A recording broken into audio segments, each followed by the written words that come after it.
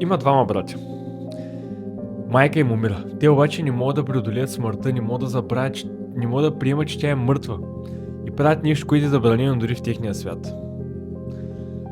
В света на алхимията правят опит за човешка трансмутация, да я върнат обратно към живот. В техния свят има едно правило обаче. За да получиш нещо, трябва да изгубиш нещо със същата стойност. Нищо не идва без да платиш цената.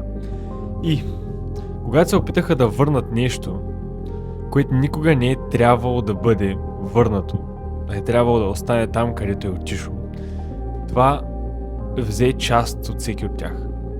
Те платиха цената с части от себе си. Направиха нещо като ритуал, бих казал, и единият брат изгуби тялото си, остана само душа. Другия изгуби крака си и ръката си. И знаеш кое е най-тежкото и най-тъжното? Не я връщат накрая. И това ми остана в главата. Понякога ние правим абсолютно същото нещо след раздяла. Опитваме се да върнем нещо, което вече е приключило, човек. Да го върнем чрез спомени, чрез мисли, чрез едни размисли. Ами ако не бях казал